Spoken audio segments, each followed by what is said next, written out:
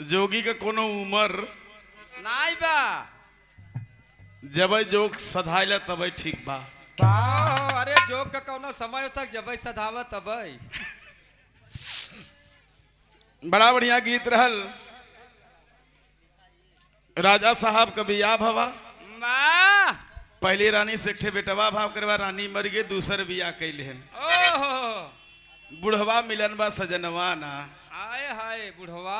एक ठे हमने गीत गावत रे पहलवा बा तो है कोनो दिक्कत बा?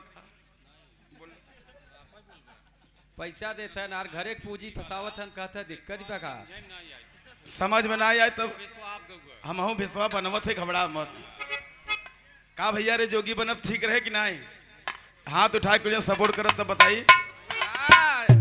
ठीक बा। अरे रुका रुका हो मास्टर बा, जहाँ जोगी मोहन यादव की तरफ से 21 रुपया बहुत बड़ा बा। आप घबरा मत, जैसे गाना वो हर से सुनो वैसे हरस रहे। छन्नू यादव बाबा दुबई से ओहो भैया की तरफ से 50 रुपया प्रणाम करते हैं। बा मंगल भैया बैठ आराम से। का हैरान इनका चप्पल हेराई गया जेल ले हुए भैया दे दे, लेकिन बड़ा भीख मांगे 50 रुपया में खरीद ले हमारा। वैसे हम सुन वैसे एक कई जोगी देखत रहे कौशल्या कौशल बदल, लेकिन यार जोगिनी और जोगी दोनों घूम घूम लहावत है। बा भा दूसर का जोगी बाके बा। हमार तो जोग ऐसा रमे करिया जान ले कि हाँ तोहरे जोग में सब नरम जाए।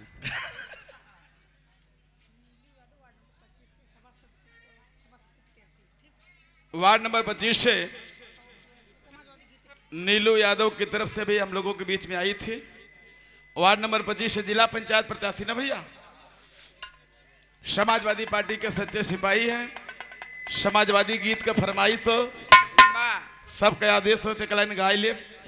यह बिना हमारे बीच में समाजवादी पार्टी से पूर्व चेयरमैन साहब हमारे नंद कुमार भैया हुए तो साहब मंच पर आज आपका स्वागत कर लें। वाह आप प्लीज।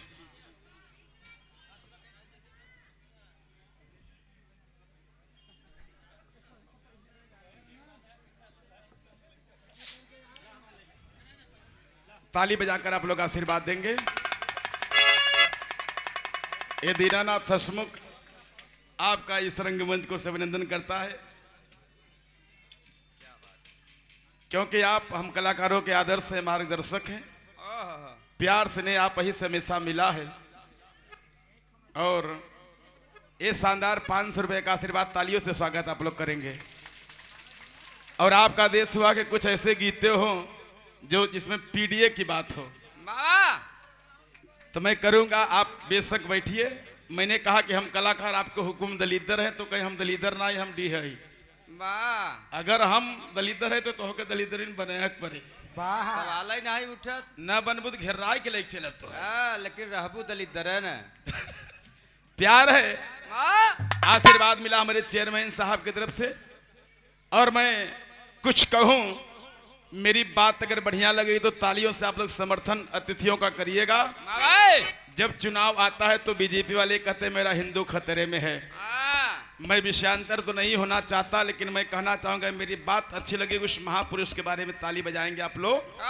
न तो हिंदू खतरे में न मुसलमान खतरे में, न तो हिंदू खतरे में नंद कुमार भैया, न तो हिंदू खतरे में न मुसलमान खतरे में। खतरे में है तो बाबा साहब का संविधान खतरे में है। उसको बचा लेंगे जिंदगी संवर जाएगी। रही समाजवादी गीत की बात तो सुबह लिखता हूँ शाम लिखता हूँ हाले दिल तमाम लिखता हूँ। अरे भाई सुबह लिखता हूँ शाम लिखता हूँ हाले दिल तमाम लिखता हूँ। कलम खुद पे खुद दीवानी हो जाती है जब मैं कोई गीत अखिलेश यादव के नाम लिखता हूँ। मास्टर साहब बड़ा बढ़िया गीत सुने, झकोरा मारे झूलनी। ओहो क्या बात है। जब इनके है ना पता कि गीत हाउ केकर, गीत केकर हो जाना था हैदर अली जुगनू साहब की। लेकिन एक लाइन लालजी उस्ताद गाँव अशोक बेटवा तक भिड़ा होता।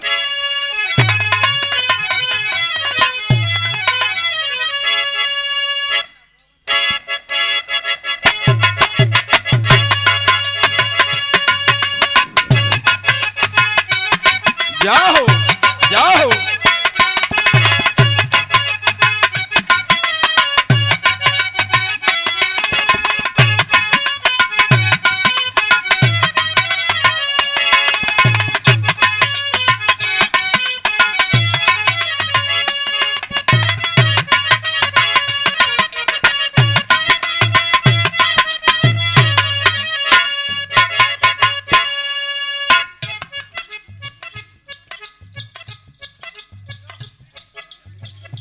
एके लालजी लहरी उस्ताद गावई आरती अबई गदेला बड़ूना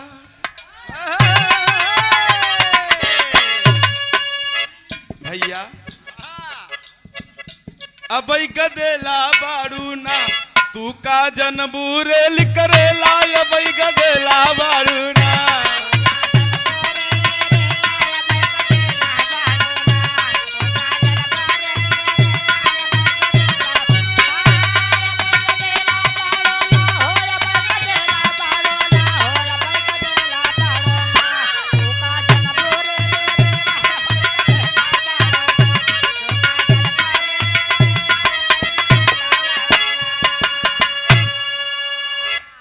सब लालजी उस्ताद गावई का बाबू गलत का था सही कहा ना।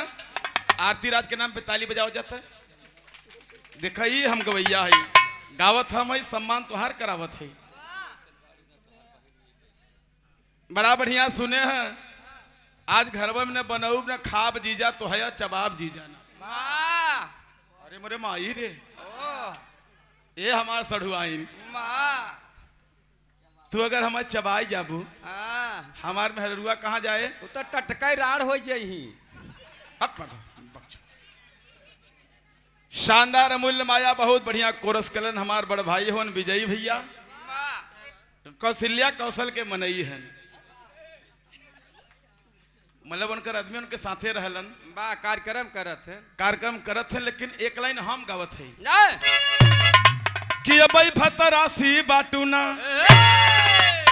ए जख्मी बिट्टी रे बन्नी बुच्ची ए बिट्टो बिट्टो अरे या भाई फतरासी बाटूना हो या भाई फतरासी बाटूना घूम के आयु मथुरा काशी या भाई फतरासी बाटूना।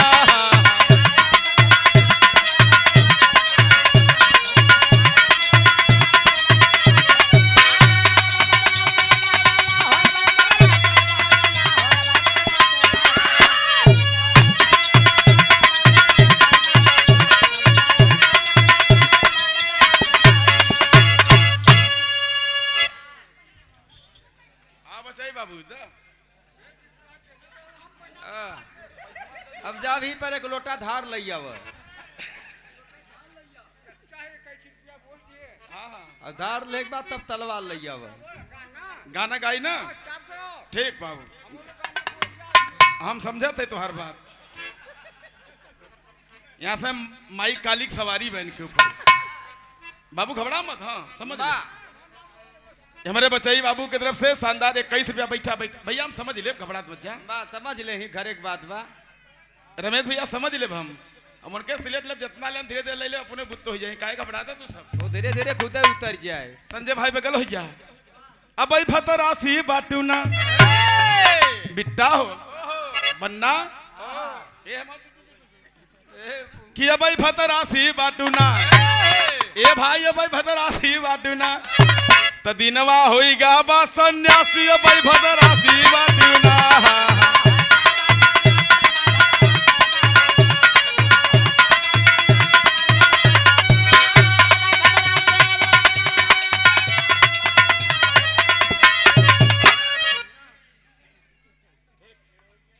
रमेश यादव जी की तरफ से शबासद महोदय की तरफ से शानदार 100 रुपया और हमारे गोरख भैया की तरफ से भी शानदार 100 रुपया प्रणाम करते हैं।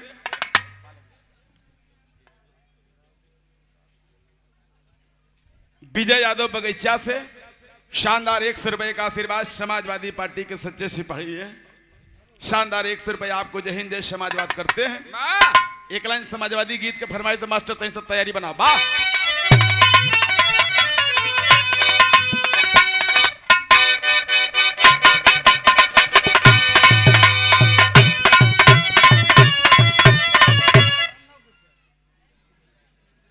राम जी बाबू की तरफ से ही शानदार 21 रुपया प्रणाम करते हैं। रमेश चचा का आदेश बा पीडीए का ना, पीडीए वाला ही लेके चले थे, आप लोग गौर करिया। बड़ा बढ़िया सुना 27 में का लिखल बा, लेकिन एक लाइन हम गाइला आखिरकार मेरा हिंदुस्तान है कैसा। समाजवादी गीत का फरमाइश से मात्र 2 लाइन, सबका आदेश हो ना भैया, केहू को कोनो दिक्कत ना है ना। आइए तो कहना है मास्टर जियो।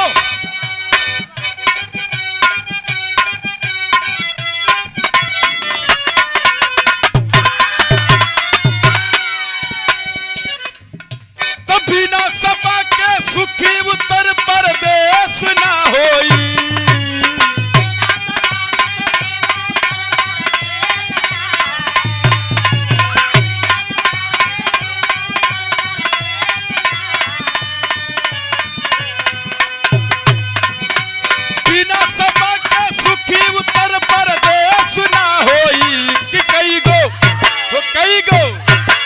लाइन बढ़िया रही। चेयरमैन साहब ताली बजी। रमेश भैया गौर करिया, कभी ने लिखा कि बिना सपा के सुखी उत्तर प्रदेश ना हुई। तो कई गो योगी मोदी मिलके एक अखिलेश ना होई, कई गो योगी मोदी मिलके एक अखिलेश ना होई।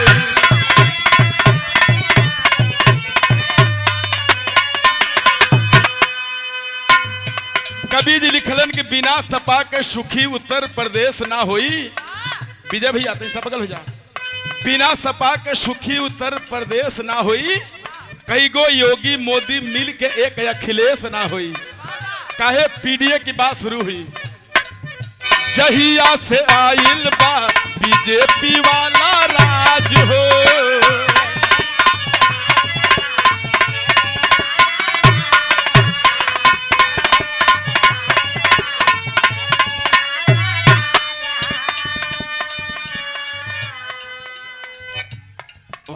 का कहला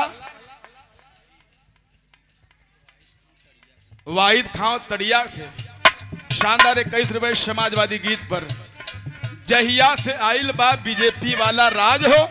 अब देखा पीडीए के बात, देख यहाँ दुखी बा बिहारा एक समाज हो।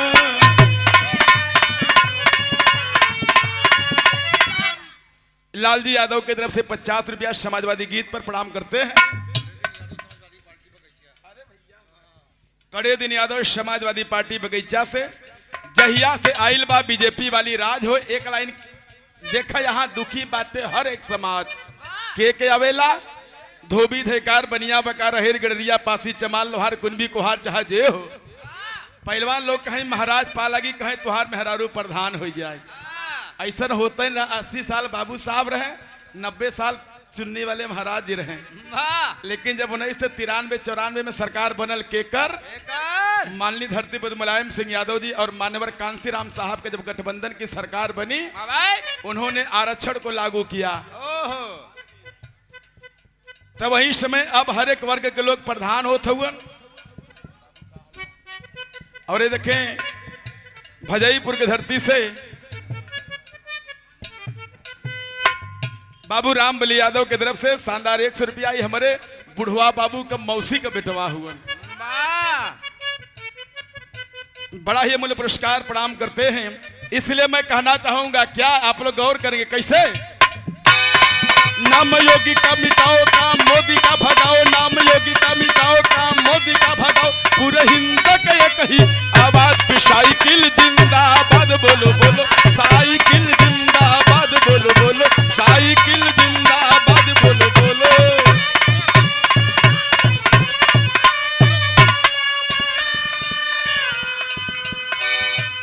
नाम योगी का मिटाओ काम मोदी का भगाओ।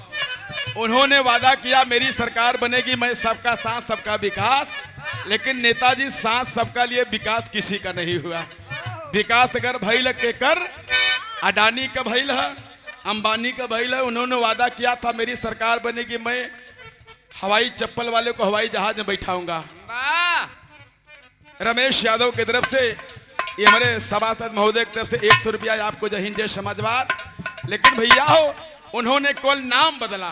वाह इलाहाबाद के प्रयागराज कह देहन, हाँ, मड़ुआडी के बनारस करनी बढ़िया रहा। हाँ, लेकिन मुगल सराय के पंडित दीनदयाल कह देहन, वाह एक गांव नहीं बदलन जौन गांव के नाम जान सब का। हाँ, बुरा मत मनी है आप लोग, सच्चाई बतावे के आदमी के जरूर। बड़े था एक है आजमगढ़ में गांव है भोसड़ी वाले, हाँ, आजमगढ़ में रामजीत यादव कनक भट्टा से गांव है भोसड़ी वाले, ओके नाई बदलन। लोगन के बड़ा मजाक लेवलन, जब वहां बस वाला आवेला तो टिकट में कट कट कट कट बजाई वाह तो जाके का कही जानत हुआ, हाँ, जितने भोसड़ी वाले हैं सब टिकट ले ले वही में हो बैठा रहा। सब टिकट ले लें, जे जानता ले ले, जे नहीं जानता अच्छा मनई बत कहे भोसड़ी वाले टिकट ले लो। हाँ, मेहरारू बता हाँ, का कहे रे, भोसड़ी वाली ले लें बैठ गए। जब स्टेशन पे पहुंची अपने स्टॉप पर तो कंडक्टर बा जानता का कही, जितने भोसड़ी वाले हैं सब उतर जाए। जे वैसन में मुड़ी लटका के हमहू बैठा रहे, हम का यही उतरल का फायदा हाँ, नहीं सरवा का दुई आखर और छोरे आगे। इसलिए कांग्रेस तो कांग्रेस नहीं,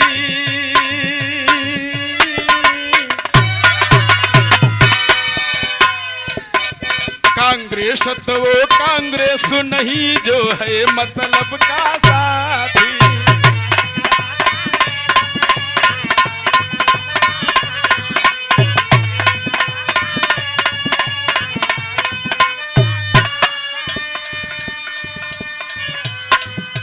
नौजवानों के लिए मेरी लाइन है, लोहिया वाहिनी के शेर अब करो जिनी देर, लोहिया वाहिनी के शेर अब करो जिनी देर, पूरे हिंद के ये कही आवाज।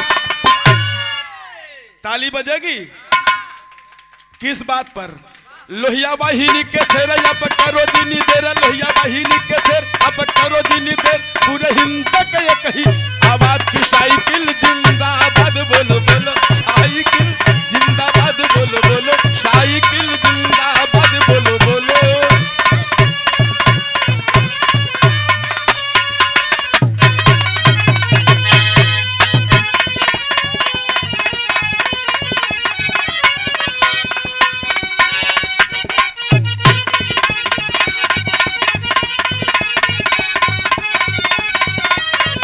लइके कवनमा सैया जिन जा विदेश हमरो,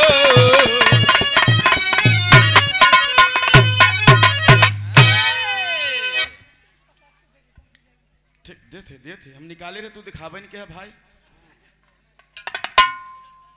बड़ा ही मतलब पुरस्कार रहल, सम्मान मिलल। अब चाल लाइन के कजरिया सुन लाइन कर जोगी वाला, और नंद कुमार भैया जाया मत बैठा रहे, हमारे विजय भैया आप सब बैठा रहे जही 10 मिनट। ए लड़कवा, अरे बड़ा बढ़िया सुन ले आप सब, बात पर बात न हुई तो बात रोवेले। जब दिन में कीच काच होई तो रात रोवली। बाराती कितना सुंदर हो, अगर दुल्हा न रही तो पूरी बारात रोवेले। वाह, पराते में अगर भात न रहे तो परात रोवली। इनके खाए का नशा लगल है भैया। आइए कहानी सुने, जैसे वहर से सुन ला वैसे हर से मात्र 4 लाइन, और बड़े बड़ी बढ़िया बड़ी वानगी के साथ आप लोग सुन लिए हैं। वाह, मदई के पुरा से शेष मणि मौर्य पुरुष सभासद महोदय, आप भाई की तरफ से भी शानदार 100 रुपया आपको भी प्रणाम करते हैं। आराम से प्रेम से बैठे, बड़ी बढ़िया महफिल हो, ये मंच पर कलाकारों को बड़ा सम्मान मिलता है, थोड़ी सा शांति रहे। एक 4 लाइन के गीत हमारे तरफ से प्रस्तुत बा। बड़ा बढ़िया कहानी वो से, ऐसा ही कहानी एकदम हर से। ये हमें कहते हैं कि अपना कहानी दूसरे के खोच दे। वाह, बतावत हो कि तू 2 घंटा में गाया है, हमार रिकॉर्ड हो। टाइम के बारे में मुझे कोई विषयांतर नहीं कर सकता। ये तो है। ये हमार कोशिश कजरी 4 लाइन मतलब 4 तक 16 मिनट। वाह, ज्यादा पच्छा टिप्पणी मत करे। गायक जी हाथी निकल के पूछ भर बजी बा। रुका करिया हो निकालते ऊपरे न बिटवा। हाँ तो लाग तान तून के बाहरे कर। आई ये बहुत चलाक है। एक दिन अपनी प्रेमिका लेके बनारस से चला नेताजी, एक प्रेमिका कहे जानू, जानू ना मेरे सर में बड़ा दर्द हो रहा है। कहे आए हाय कपरवा चुम्मा ले आराम मिल गया। गाड़ी 2 किलोमीटर और गई। फिर का प्रेम का कहे जानू जानू जानू ना ओए मेरे आंख में बड़ा दर्द हो रहा है। कहे आए हाय रे चुप आंखियों चुम्मा ले सरा मिल गया। बगलिया के बुढ़वा बाबू बैठा रहे। ओहो मेरे बचई बाबू की नहीं कहीं सरऊ बैठ के सार बनल हुआ। ए दादा सीट ना मिला कहीं सीट मिला तो नौटंकी कब दिखत है। झोरा ले रहे कहे दादा झोरवा में काला कहे बेटा एक अस्पताल नहीं छोड़ा। चाहे बेचुआ चाहे कौड़ी चाहे कौड़िया चाहे जीवन दीप जीवन धारा जीवन ज्योति जीवन आनंद जीवन दान जीवन सूरभ जीवन गंगा शिवा सदन हल से सिटी हो चाहे जवन हो कोनो छोड़ा ना कहीं का भा कहीं बेटा तोरे चुम्मा में बड़ी ताकत हो। रोक चुम्मा से कपारे के दर्द उड़वा देले आंखी के दर्द उड़वा देले। कहीं बाबू तू कहीं का चाहता कहीं बेटा तोरे चुम्मा में इतनी ताकत हो। हम 12 साल से बाबा सिर से परेशान है। एक 3 बेरी चुम देते आराम मिल जात। पंधारी यादव नारे पर से शानदार 50 रुपया तो ही हाल नेताजी करवा। आइए 2 लाइन एक 4 लाइन का गीत सुने हर तक कजरी जैसे वो हर से वैसे हर से भैया आवा मास्टर ले बनी बा।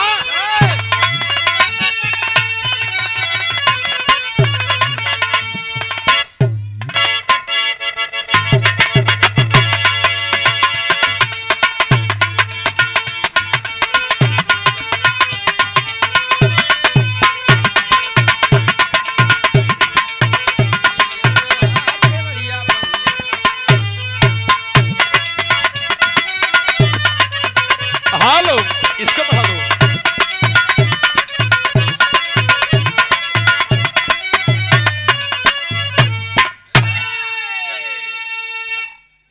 एकदम साफ साफ बगल हो चेतन साहब हट गए पा लगी भैया लाल रुमाली वाले दीना प्रणाम करता है। आइए एक कहानी सुनते हैं बड़ी मजेदार और बड़ा बढ़िया बात जैसे वह से आग कलेजा निकलल बाबू ऐसा ही हर से ज्यादा ना 10 मिनट आप लोग गौर करें क्षमा कर हमें झेल ले जाए। नहीं लग झेल उबियात मत जाए हमें झेल ले है आप सब। आवा कैसे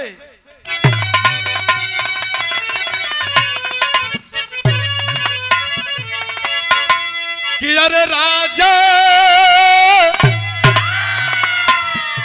ए बाबू अरे राजा ना हो कहीं राजा राम राजा राम राजा राम राजा राम सिंह कई सजल गुलसनावा रानी को दी दुई ठेला लनवाना।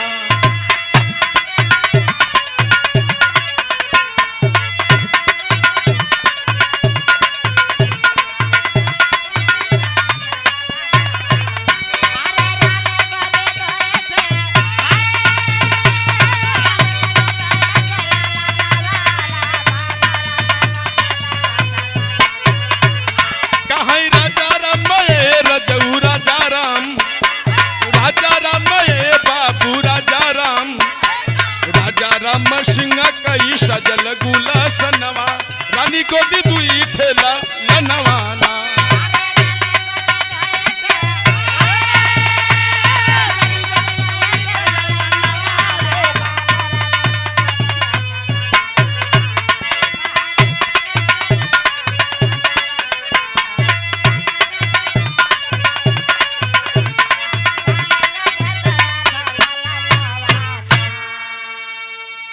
बड़ा ही पावन पुरस्कार बहुत ही बढ़िया कोरस कलन हमारे राजकुमार भाई आपकी तरफ से सुंदर पुष्पहार साथ में 100 रुपए कमाया। सिक्कवा नहीं ध्यान का आपको प्रणाम करते हैं सब भैया को नमस्कार।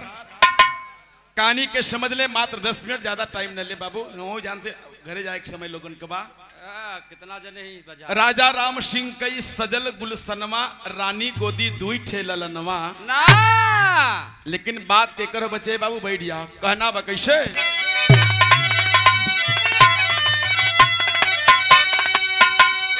राजगढ़ दुर्ग के हमें बतिया बताई और रानी उरा मिला रालिन जे करलू गाई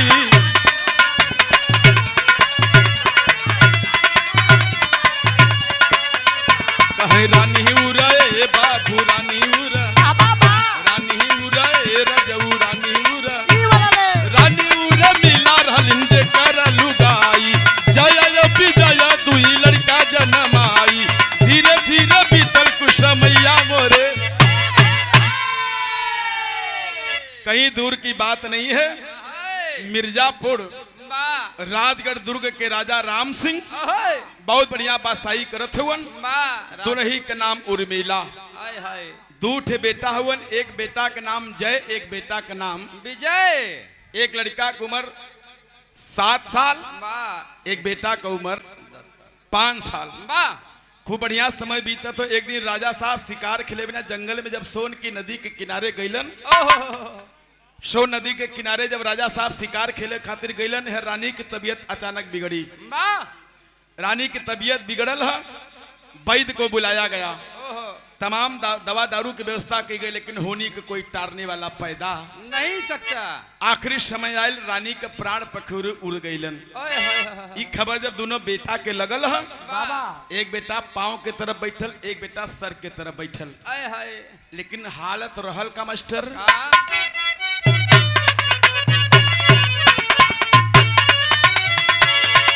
कहाँ झरा झरा ए बाबू झरा झरा झरा झरा ए रजऊ झरा झरा झरा झरा नीर बहै दुनो के नयनवा रानी गोदी दुई ठेला लनवाना।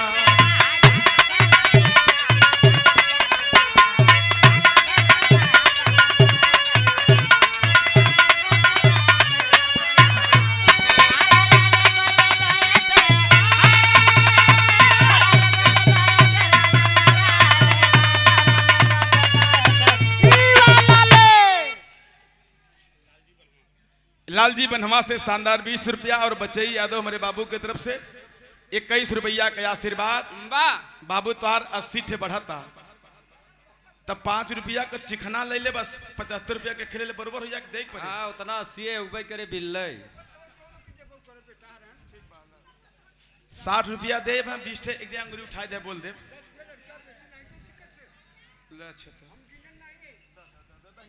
गिल बाबू हिसाबे में मजाक नहीं चलते।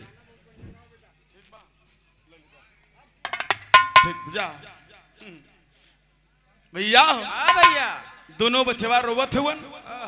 राजा साहब को खबर लगी, राजा साहब आ गए। रानी के दाह संस्कार सोन नदी के किनारे ले जाए के कई देहन। समय धीरे धीरे जब साल भर बीतल, राजा एक दिन अपने आसन पर उदास बैठल हुआ।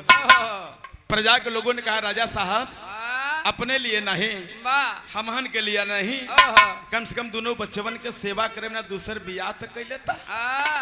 राजा साहब कहे मैं ऐसा नहीं कर सकता, लेकिन जब लोगों का दबाव पड़ा तो राजा साहब दूसरी शादी कर लेते हैं। जब दूसरी शादी करें तो भैल का मास्टर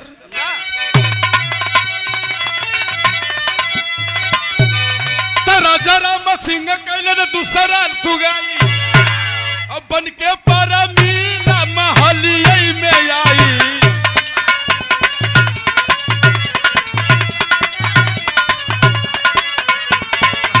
करे बाबू बन कर रजऊ बन कर रानी परमीला महलिया में आई। बचवन का प्यारा राजा गईली भुलाई, ओपा भवन बीचे बैठल मई मन। गौर करेंगे यही से कहानी घूमल। राजा साहब जितेंद्र भैया आई जाए। राजा साहब जब दूसर बियाह कलन, दूसर की रानी आयल जो के नाम परमीला है। एक दिन राजा साहब के देखले तो अपने बच्चवन के प्यार करत हुवन। मन ही मन सोच गई कि अगर राजा साहब अपने बच्चों से ऐसे ही नेताजी प्यार करेंगे तो मेरे कोख से जन्म ले वाले बेटों का ये अधिकार मिल पाएगा। बाबू यही सोच करके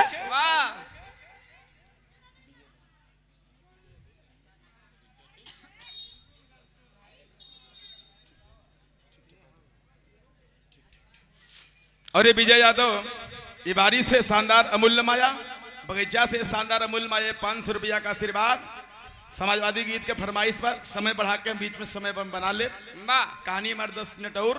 भैया रानी परमीला दुल्ही बन के आ गई। राजा साहब से मोह के दिखाई में राजा से 3 ठे बच्चन बन होलस।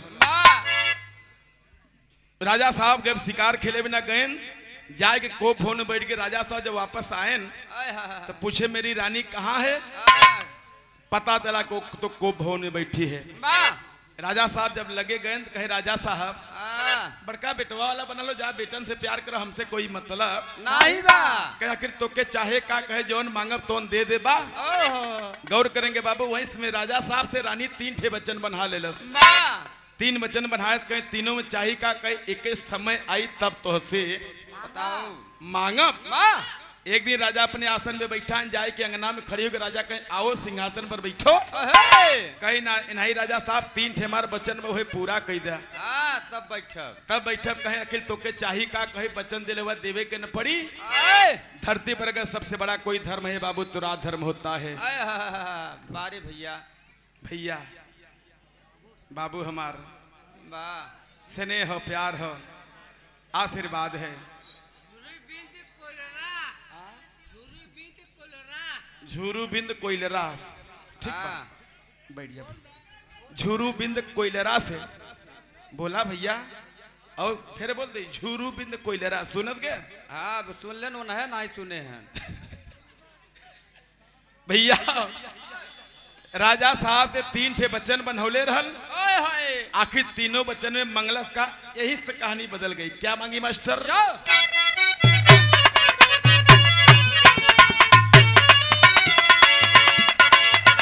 कहाँ छोटा का ए रजऊ छोटा का ए बाबू छोटा का कलेजा चाही बड़का कई नया नवा रानी गोदी दुई ठेला लनवाना।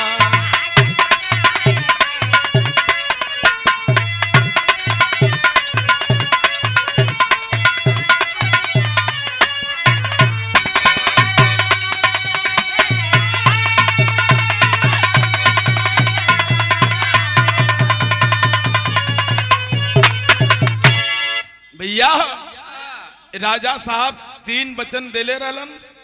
तीनों बच्चन में ओए हाय राजा साहब से बच्चन में है मंगलस की राजा साहब। वाह और ये देखें कजरी के बड़े सुप्रसिद्ध गायक और कवि बाबू हंसराज यादव जी, उनके बड़े होनहार सुपुत्र बेटा वही जो बाप के पद चिन्हों पर चले। ओहो कवि जी की तरफ से 100 रुपया बहुत प्रणाम सब भैया को नमस्कार। राजा साहब से 3 बच्चन बनौलस। पहला बच्चन में कहे कि राजा साहब चाही का जनत हुआ। आय कहे का कहे पहला बच्चन में तोहरे छोटका बेटवा हमें करेजा चाहे। वाह राजा साहब इतने बतिया सुने कहे दिमाग खराब है तेरा। ए परमीला क्या मांग रही है। गलत की सरकार बचन दिले हुआ। पहला बचन में छोटका बेटवा का अपने करेजा हमके दे दा और दूसरा बचन में बड़का बेटवा के दोनों आंख दे दा। आय हाय रे अगर ये दोनों बचन पूरा ना कर पाई ये राजा आय तो तीसरे बचन में ही दरबार के बीच में अपने कटार से हमार कलेजा चीर दा।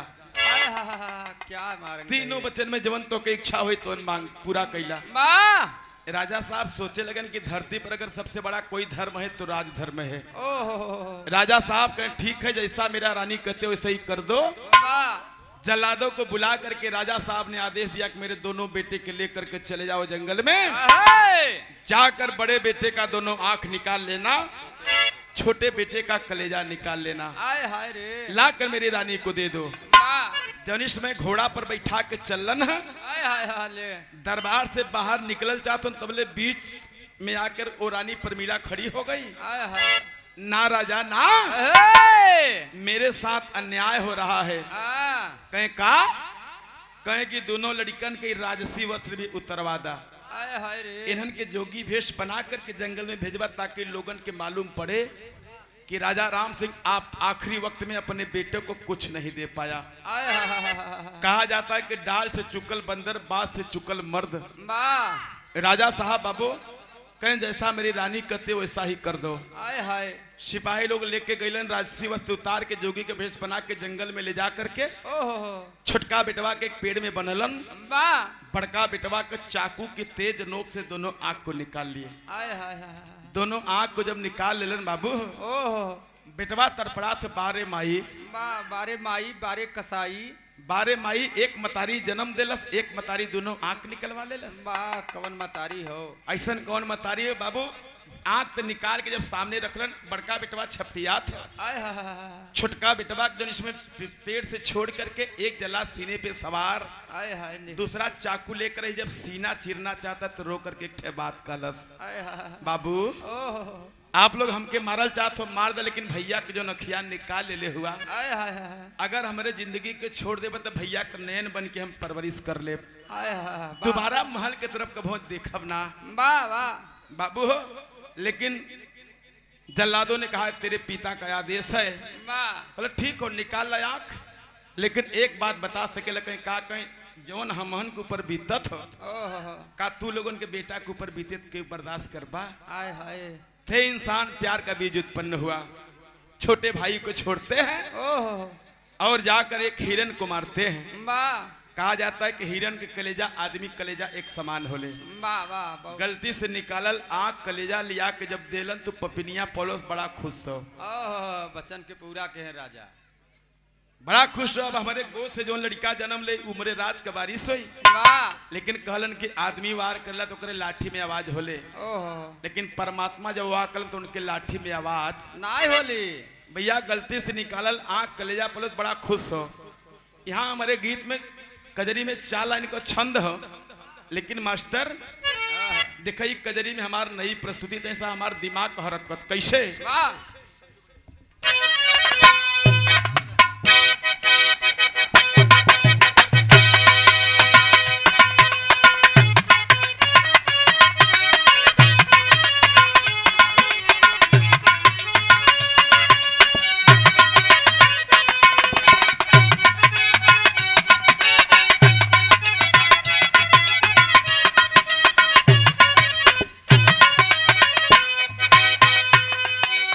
एक लाइन गौर करेंगे, हाउ चौक जोने के छंद कहल जाले, लेकिन एक हम रिफाइन कली तैसा बदली शब्द है कुल हो, एक लाइन हमरे दिमाग का हरकत हो का हो मास्टर। भैया उनके बैठा ले, रमेश भैया आराम से ले ले जा जावा मर्दवा की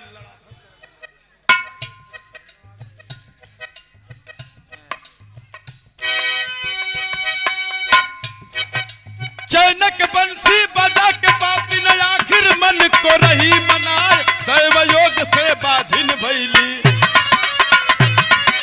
गोदी ना सकली हरियाय, दैव योग से बाझिन भैली।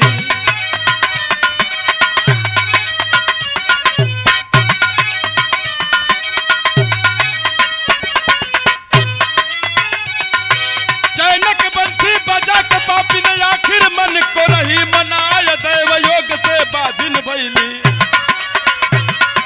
गोदी ना सकली हरियाय, दैव योग से बाजिन भैली।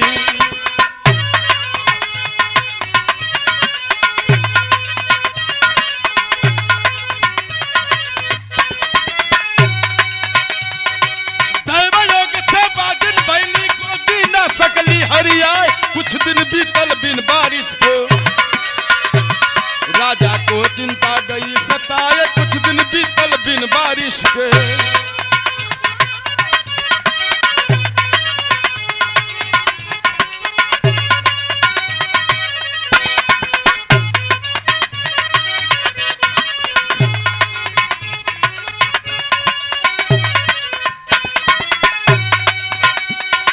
कुछ दिन बीतल बिन बारिश, राजा को चिंता गई सताए, बुला के ज्योतिष पंडित राजा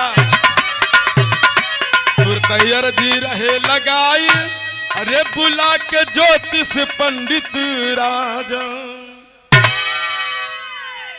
भैया हो राजा साहब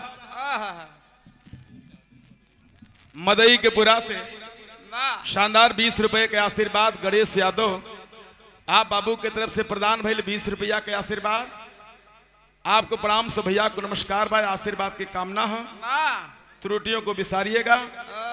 भैया जौन इसमें गलती से निकालल आंख और कलेजा पौलस बड़ी खुश हो, लेकिन कहल जाला कि आदमी वार करेला ओकरे लाठी में आवाज होले, वाह मालिक के मार पड़ल, रानी परमिला के चौथापन लगल, कोनो बेटी बेटा जन्म नहीं ले कोनो बेटी बेटा जन्म जब ना लेलन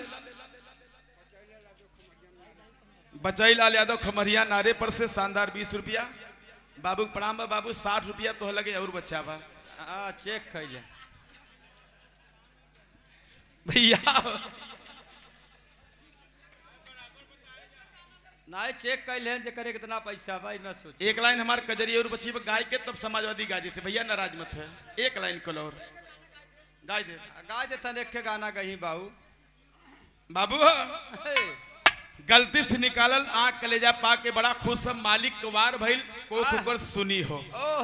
चौथा पन लगल राजा के कपारे चिंता के लकीर स्पष्ट हो गई। अगर हमारे रानी के कोक सुनी काहे हो एकर कारण जे बता दियो कि हम माला माल कह दे। और जे मन के मुताबिक जवाब न दे के भाड़ में झुकवा दे। कितना ज्योतिष पंडित जैसे हर वही जोगी देखे है, जोगिनी भी चल देलस। जोगी तो जाता ही जोगी जाते रहे, पंडित जोशी सब गए लाइन लगाए। राजा का हाथ देखे, रानी का हाथ देखे, सारी बात समझ, लेकिन क्यों बोला ही नहीं। एक नौजवान जोशी मेरी तरह था। ओहो हमारे तरह जोशी रहल आपकी तरह आरती कैसन मोहवानी पूरत हो गन्हा थोड़ा है हम।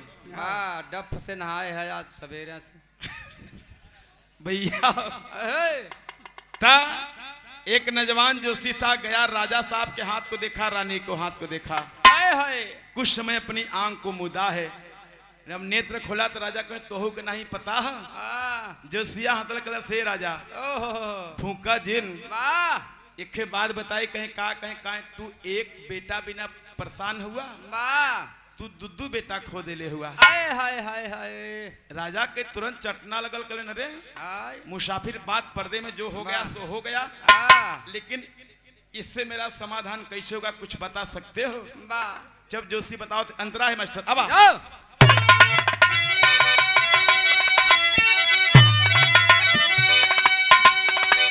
राजा के ज्योतिष राल बतिया बताई और सुना मोरा बात राजन जान के लगाई।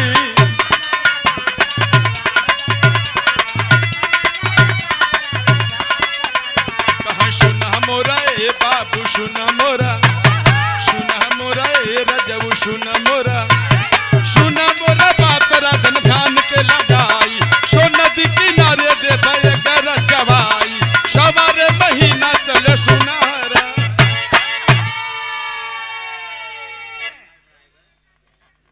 21 रुपए का आशीर्वाद रत्नेश कुमार ड्राइवर साहब, आपको प्रणाम सब भैया को नमस्कार। औरंगाबाद की धरती से। और ये देखें बड़ा ही पावन पुरस्कार समाजवादी पार्टी के जिला अध्यक्ष लोहिया वाहिनी कर ना भैया,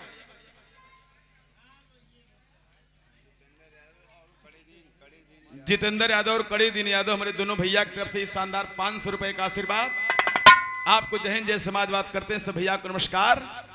बाबू ज्योतिष कलश की राजा साहब, तोरे शंका का समाधान होई कहाँ कहीं सो नदी किनारे जाइबा, सुंदर यज्ञ रचवईबा।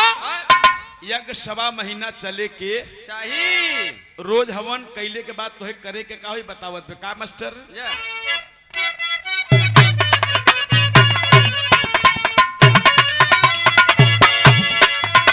कहाँ जोगिया ये रजऊ जोगिया, जोगिया ये बाबू जोगिया, जोगिया भिखारी के करई बा भोजनावा, रानी गोदी दुई ठेला ननवाना।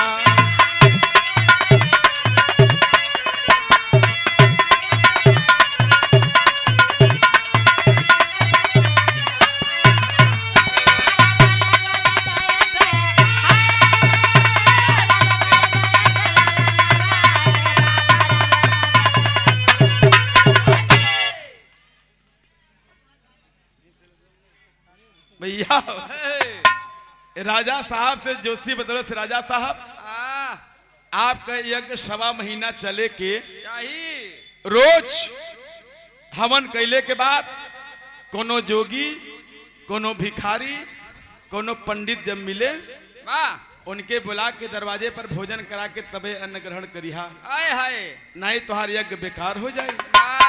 आखिर राजा साहब बाबू हो जैसन जोगी बतौलस मरता क्या नहीं करता। राजा साहब ज्योतिषी का बात मान के शुरू कर दिलन।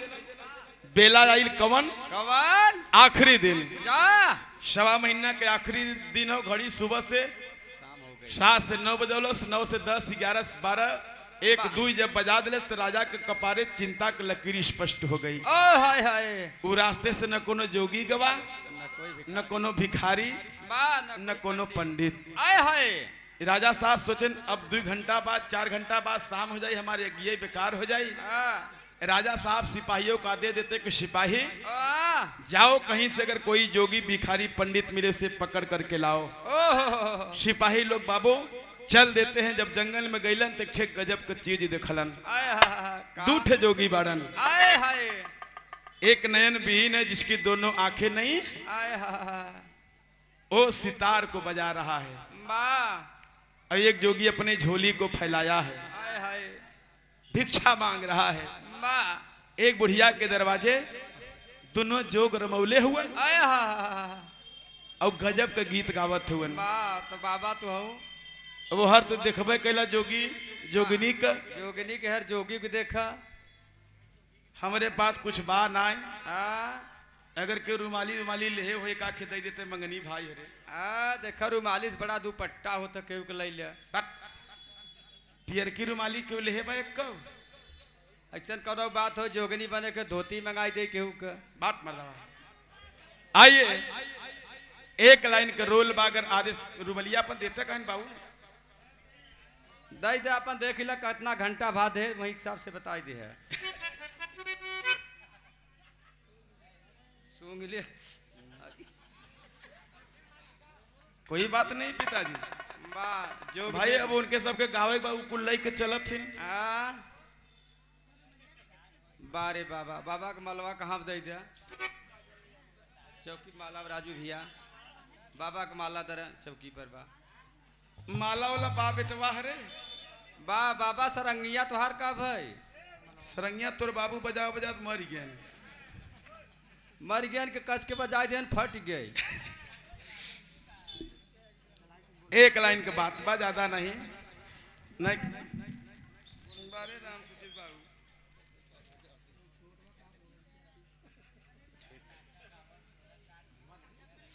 बा बारे बाबा कुछ देर के लिए मान लीजिए मैं नयन विहीन हूँ। आहा आपके पास आंख नहीं है बाबा। मेरे पास अख नहीं। ओहो देखा ही नाराम नाराम मत गिर जाए महाराज।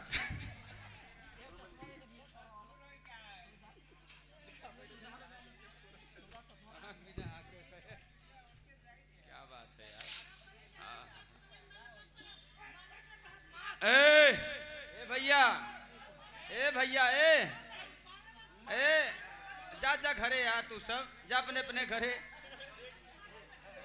ओले भैया रे बैठा रहा तू सब बैठा रहा वो तैसा मैं कुछ गरम बा। वो लोग 2 जने सही कहले मजे जने मत जा यार। आइए माई हरी देखा जा सभासद में चिंता भौ जाओ वहां तो कुछ नहीं देत गऊ है। बहुत लड़का सब कहो लेकिन हम लड़के हो माई वो हर 2 जने मांगे वाले हम तो अकेले है अकेले जी है नेताजी सबको संति आप ही दे देवे तब काम हो जाए। जोगी गा रहा है 2 लाइन की बात क्या गा रहा है अशोक बाबू आवाज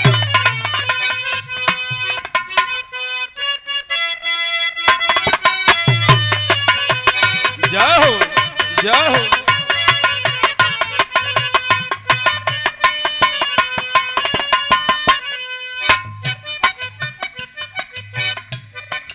अब हम तो बन्हा है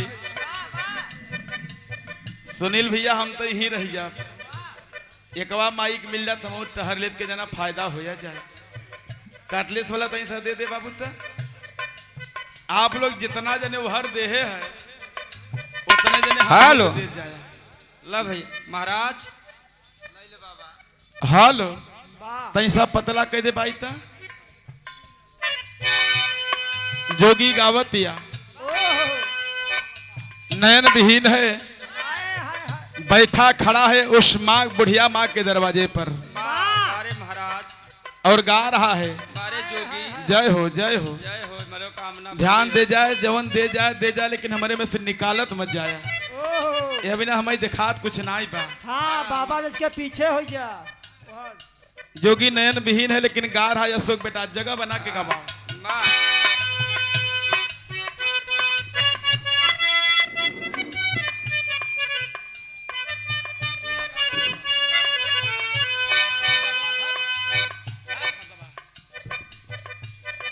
जय हो जय हो।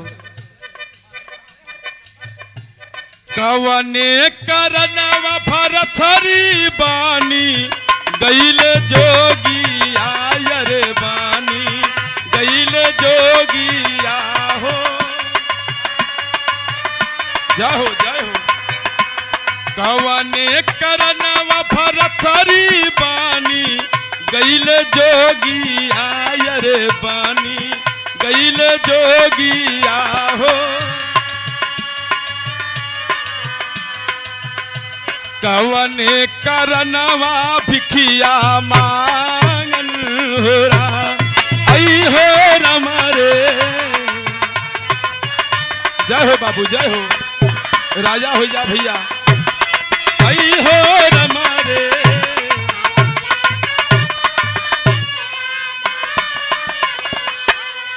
जोगी तो ही गा रहा है बाबू।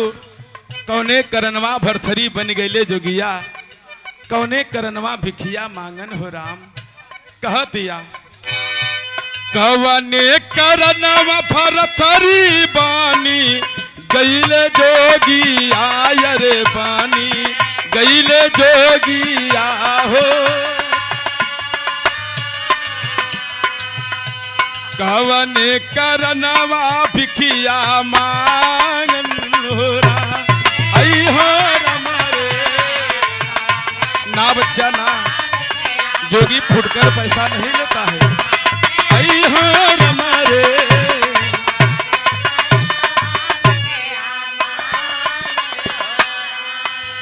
बाबू जो जितना देगा उसको उतना मिलेगा। भक्तिन बारे नयन भील महाराज ये सिक्का मत देना बेटा पाप लगता है। बच्चा खेलता है मेरा उससे। नोट देना जो मैंने दिया था उसको मेरा ईमानदारी से वापस कर देना। जितना बड़ी से बड़ी नोट हो महाराज के दे जा। नारी के करनवा भरथरी बानी गईले जोगी आयर बानी गईले जोगी आहो। नारी के करनवा भरथरी बानी गईले जोगी आयर बानी गईले जोगी आहो। दूधो नहाओ पूतो फलो। निकालना मत बेटा ना ना ना ना ना जोगी को वो भरम हो जाएगा। देखो महाराज 20 करक के 40 टन निकाल लें। जो निकालेगा वो भोगेगा बेटा। नारी के करनवा भरथरी बानी गईले जोगी आयर बानी गईले जोगी आहो। आप दीजिए पेट के करनवा भिखिया मांगन हो राम आई हो रमरे। आप दीजिए जय हो बाबू आई हो रमरे।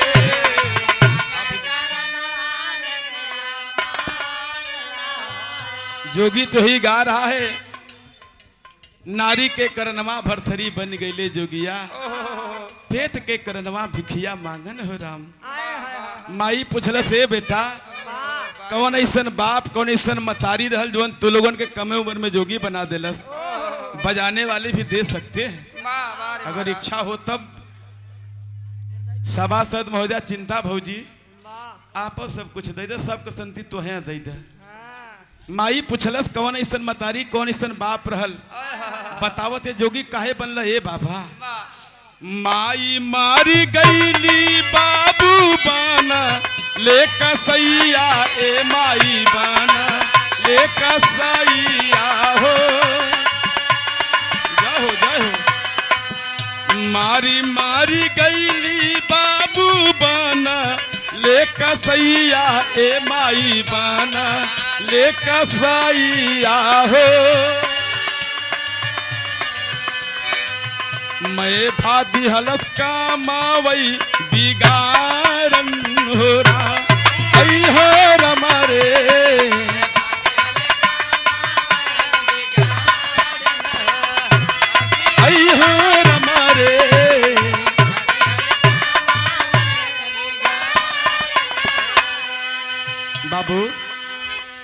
माई मर गईली बाबू बनले कसैया ओहो मैं भा दिहलस कमवई बिगाड़न हो राम। वाह बारे महाराज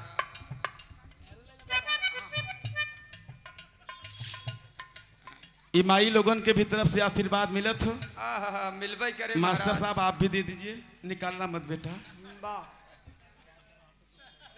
बाबू देखा यही तो मंगलस माई मर गईली बाबू बनले कसैया मैं भा दिहलस कमवई बिगाड़। इतनी बतिया जब सुनलन माई सुनल सरे बेटा मैं समझ नहीं पा रहा आखिर काम बिगड़ल कैसे। कलश की माई जानल चाहत हो। हमारो कलेजा मंगली भैया के नजरिया ए माई भैया के नजरिया हो। हमारो कलेजा मंगली भैया के नजरिया ए माई भैया के नजरिया हो। रोबेली मतरिया बिला खायन होरा ऐ हो रमरे जाओ जाओ बेटा ऐ हो रमरे। राजकुमार तुम भी दे सकते हो बेटा।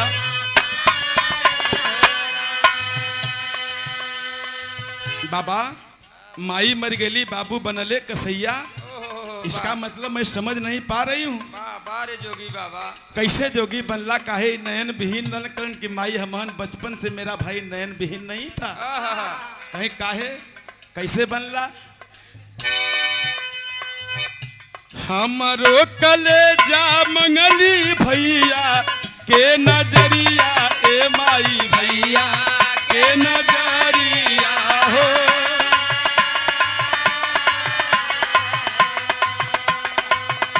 हमरो कलेजा मंगली भैया के नजरिया ए माई भैया के नजरिया हो।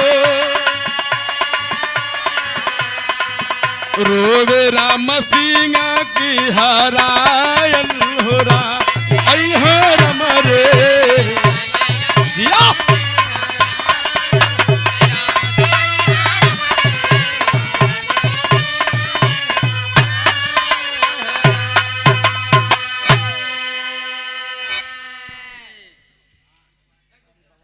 दा बाबा झोलिया तोहार हमने ले ली। नहीं बेटा मुझे अपने ऊपर खुद ही भरोसा नहीं है। जा मरे लगवा बाबा तो है किरौना ही पड़े। भैया यही कहत कहत जोगी बाबा की झोली बंद हो गई और सीधा पिसा नहीं सामने बाबा के रखा गया। थान दो थान रकम भी रखा है बाबा।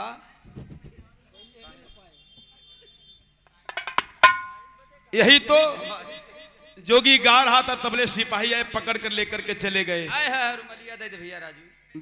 रुमलिया के कर रहल गयन कर्जा मत ला दे बाबू।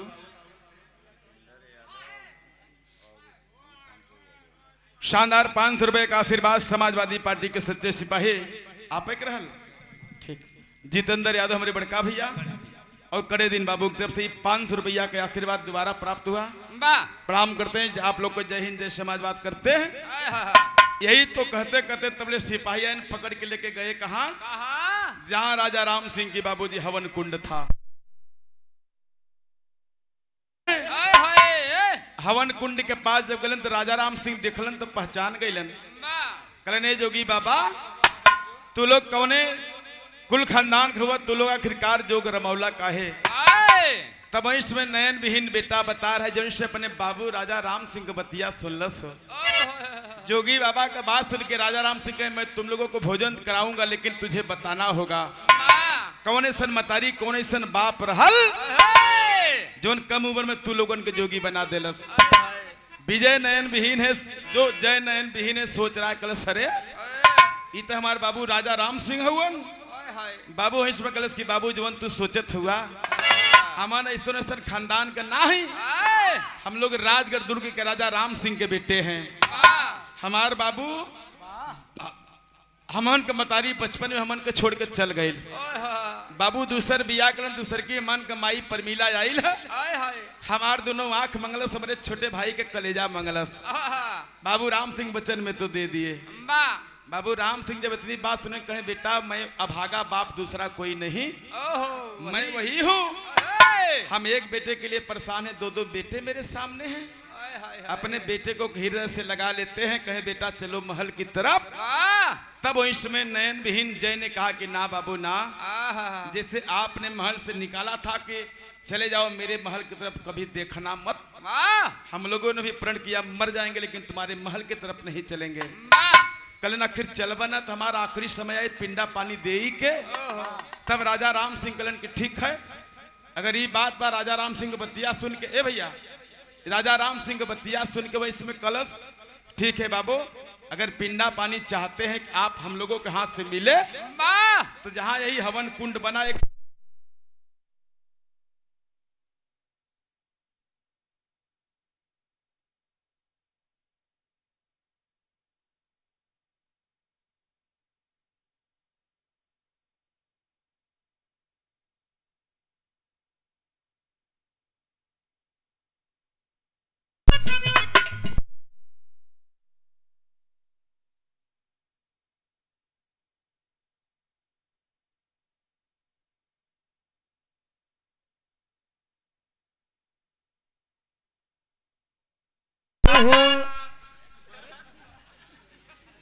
जोगी के जोग सिद्ध हो गया बा अपन का जोगी गाय सकत भैया हमारे भौजी कहना रहा जो गाय रहन कि आज बनऊ न खा पिया तो है शबाब पिया ना इन्हें के ना एक हमारे के भौजाई रही हाँ एक लाइन हमारी चिंता भौजी सुना मास्टर मिर्जापुरी हो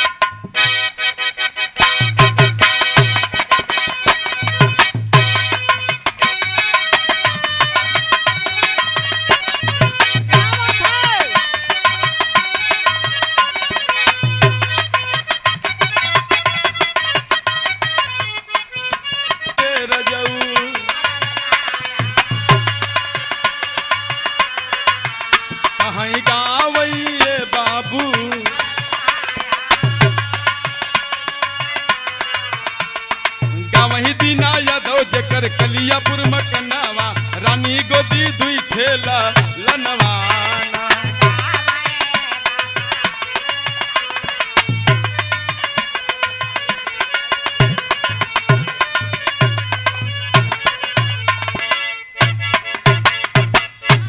एक लाइन समाजवादी गीत के फरमाइश आवा मास्टर वाह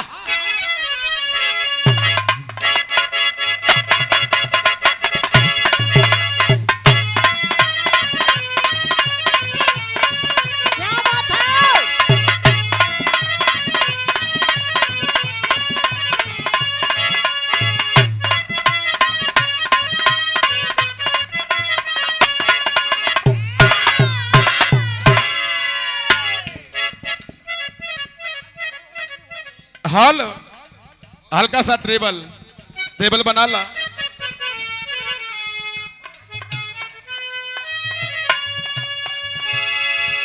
आने वाला समय 2027 हम समाजवादियों का होगा इसलिए कहना चाहूंगा कि भगवान शंकर के जैसा मैंने विनायक नहीं देखा पुत्र बहुत हुए श्रवण कुमार के लायक नहीं देखा यूं तो गरीबों के नायक बहुत हैं लेकिन धरती पुत्र मुलायम सिंह यादव जैसा मैंने महानायक नहीं देखा नेता शब्द दो इंसानों के आगे लिखा गया एक आजादी के दीवाने नेताजी सुभाष चंद्र बोस दूसरे नेता गरीबों के मसीहा नौजवानों के दिल की धड़कन बुजुर्गों के आशीर्वाद जिन्हें लोग प्यार से नेताजी कहते हैं इसलिए आने वाला समय 2027 हम समाजवादियों को होगा लाइन मेरी अच्छी लगे तो तालियां आप लोग बजाना कैसे मास्टर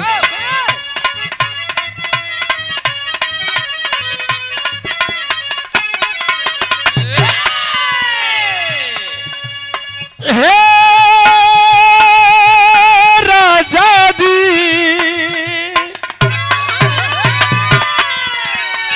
हे सैया कोनो दुल्हन अपने दुल्हा के बतावत या जितेंद्र भैया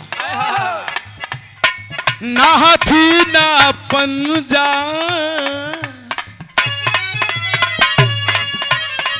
ना हाथी ना पंजा ना खिली कमल लेसानी जियो बोला।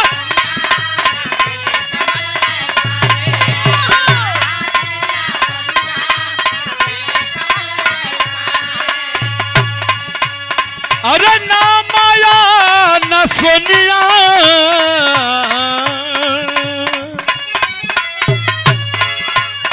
ना माया ना सोनिया ना मोदी अडवाणी जियो।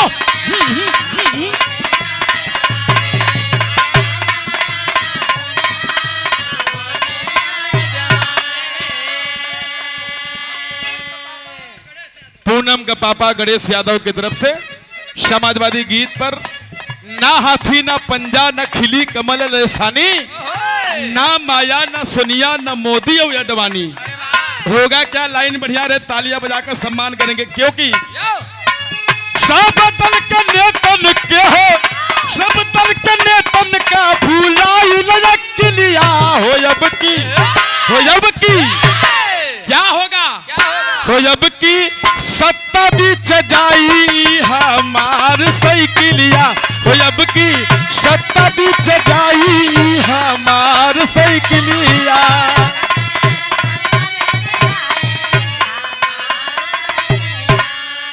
पूनम के पापा गणेश यादव की तरफ से 100 रुपया, कमला प्रजापति बाबू की तरफ से भी 100 रुपया, 20 रुपया गणेश बाबू की तरफ से 10 ले ला, 20 ले ला, 10 दे।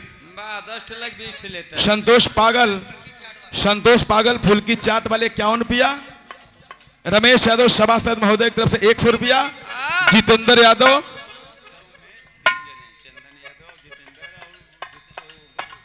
चंदन यादव, जितेंद्र यादव, ब्रह्मा विष्णु महेश, आप सभी लोगों की तरफ से शानदार 500 रुपया। बहुत प्रणाम करते हैं सब भैया को, नमस्कार।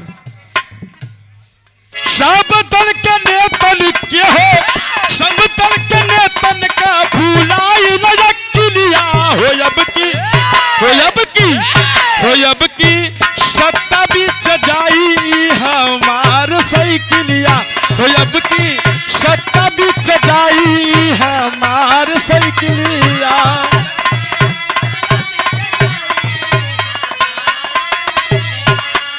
क्यों रमेश भैया, गांव शहर चर्चा गली हर गली, गली हर गली। पूनम का पापा गणेश यादव की तरफ से शानदार 50 रुपया। कौने बात पर? नंद कुमार भैया, गांव शहर चर्चा गली हर गली, गली हर गली। क्या होगा मास्टर? राहुल यादव की तरफ से शानदार 50 रुपया प्रणाम करते हैं। संतोष पागल हो गया समाजवादी गीत पर फुल की चाट वाले भैया की तरफ से शानदार 100 रुपया प्रणाम बा। गांव शहर चर्चा गली हर गली, गली हर गली। साइकिल के पहिया टनाटन चली, अरे गांव शहर चर्चा गली हर गली, गली हर गली। साइकिल के पहिया टनाटन चली।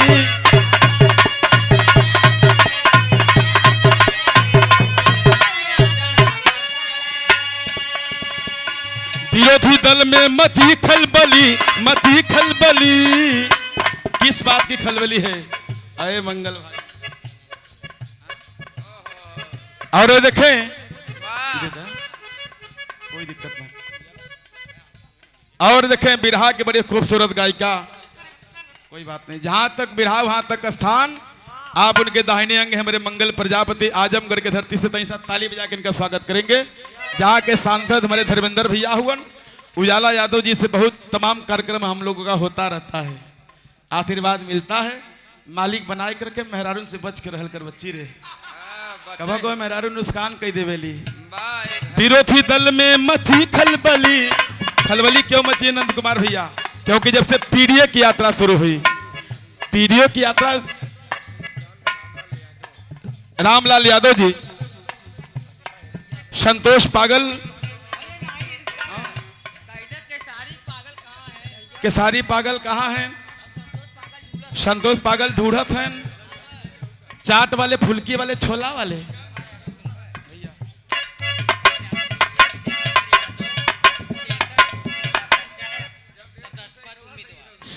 श्यामधर यादव खेतलपुर से जिला पंचायत सदस्य पद के भावी उम्मीदवार। शानदार 50 रुपया। विरोधी दल वाले घबराए गए नेताजी जान सकता है जब से पीडीए की यात्रा शुरू हुई। रामलाल भैया दिल्ली से बड़ा सम्मान मिलता है। विरोधी दल में मची खलबली साइकिल के पहिया टनाटन चली। अरे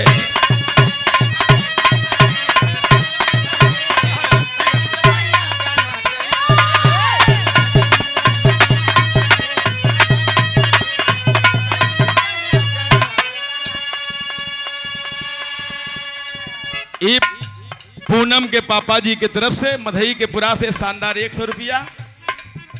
कि राम कवन दिन होतई ये पूरा हिंदुस्तान सोचता। हमारे नंद कुमार नेताजी आप हमारे आखिरी लाइन बा हमारे गीत के समाजवादी गीत बा। एक बुढ़िया माई सोचता कि राम कवन दिन होतई ए रमेश भैया कवन दिन होतई। बुढ़ापन का आशीर्वाद बहुत लगत है। बुढ़िया माई बैठ के सोचता कि अखिलेश बाबू कवन दिन होतई ए भैया कवन दिन होतई। तू बनी जात सीएम कवन दिन होतई।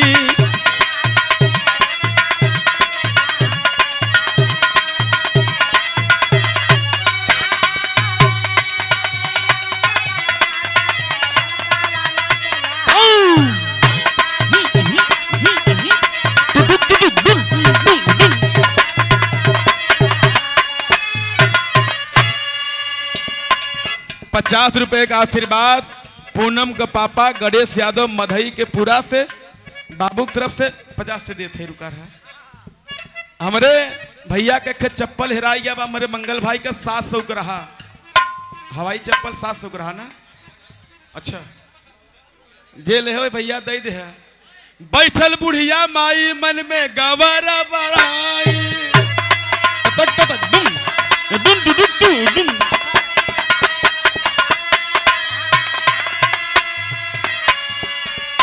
बाबू अखिलेश फिर से जाता तू हो आई।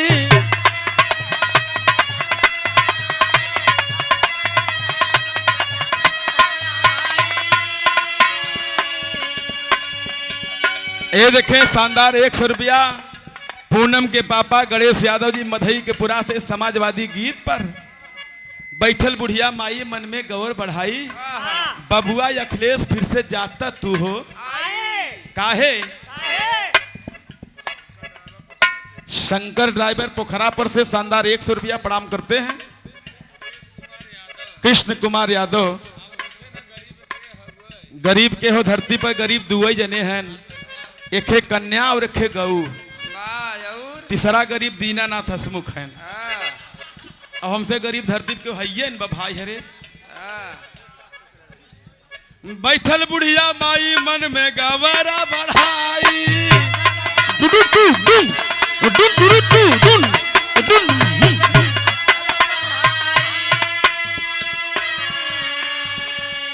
बबुआ अखिलेश फिर से जाता तू है आई।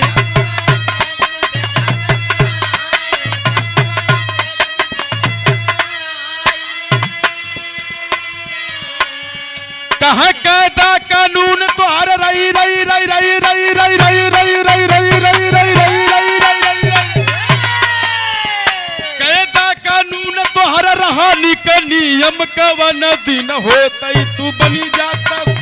कवन दिन होतई तू बनी जाता। कवन दिन होतई तू बनी जाता। कवन दिन होतई तू बनी जाता। कवन दिन होतई तू बनी जाता। कवन दिन होतई तू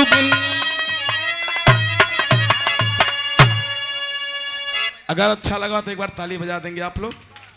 सबको जय हिंद जय समाजवाद। पैसा लिया लिया निकाले दई दे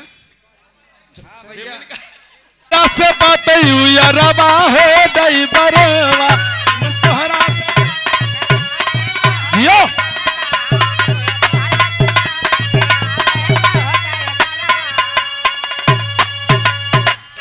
सबको बहुत बहुत धन्यवाद। जितेंद्र भैया को भी धन्यवाद। और ये शानदार 500 रुपए का आशीर्वाद हमारे पूर्व चेयरमैन साहब नंद कुमार भैया को बहुत बहुत शुभकामनाएं इस रंगमंच की ओर से। और बहुत अच्छे हारमोनियम के मास्टर हमारे छोटे भाई राजेश यादव जी, आपके भी तरफ से 100 रुपए का आशीर्वाद। आपको बहुत बहुत शुभकामना। सब भैया को प्रणाम। आशीर्वाद कमेटी के मलिकार का आदेश चाहूंगा। आदेश होगा तो कार्यक्रम यहीं पर समापन हो जाए। भुजाबीर के नाम से शानदार अमूल्य माया 100 रुपया। साधु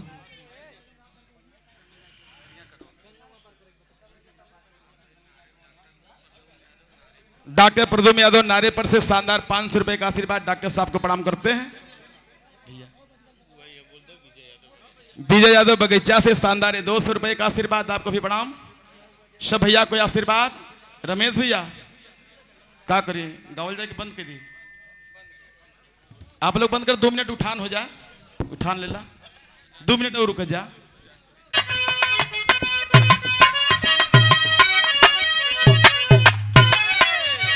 अगर हमारे बात से आप लोग सहमत रहे, ताली बजाया, गीत सबको हो जाए, दयाराम बाबू का गीत न हो और पंधारी दादा का न हो तो कुल गाना बेकार बा।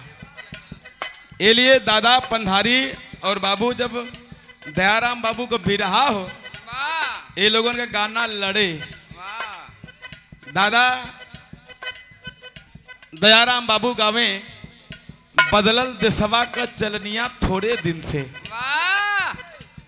करताल जवन बजाए नु क्यों का बजाए बाबू। रमेश भैया तब दादा पंधारी एक लाइन गावाई। अरे बाप रे बाप,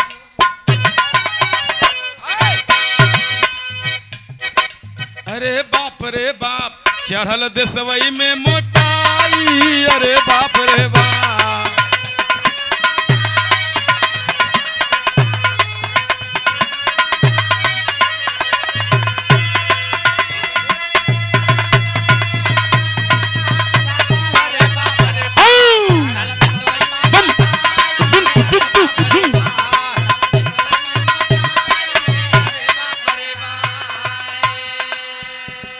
भैया हाँ भैया नंदू भैया दादा पंधारी गाँव में चढ़ल देशवई में मोटाई। अरे बाप रे बाप, दी गीतिया गाय के दादा पंधारी गएन।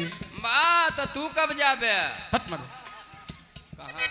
दादा गाँव है। आहा, तेरी काट ter लिंग पहन के बनते हैं शौकीन।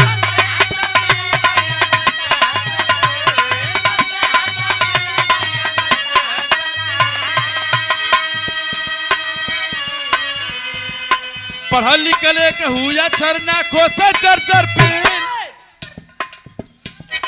तेरी काट ter लिंग पहन के बनते हैं शौकीन। तेरी काट ter लिंग पहन के बनते हैं शौकीन। पढ़ल लिखले कहू अक्षरना खोसे चरचर, राह में चले कमर लचकाई। अरे बाप रे बाप,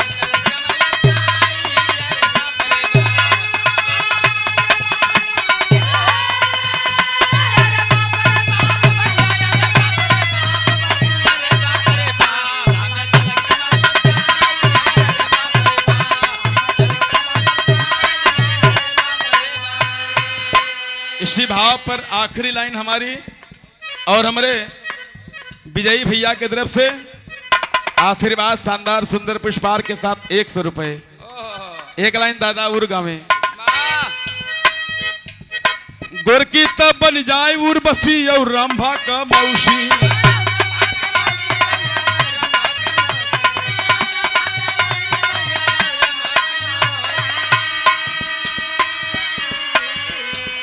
सबसे ज्यादा ठाट बना के घूमे लिख कर झूठी। गोरकी तब बन जाए उर्वशी और रंभा का मौसी। गोरकी तब बन जाए उर्वशी और रंभा का मौसी। सबसे ज्यादा ठाट बना के घूमे लिख कर झूठी। जवन गोर मेहरारू है तोहरे मेहरारू की नहीं रहा। हमरे मेहरारू की नहीं रहे।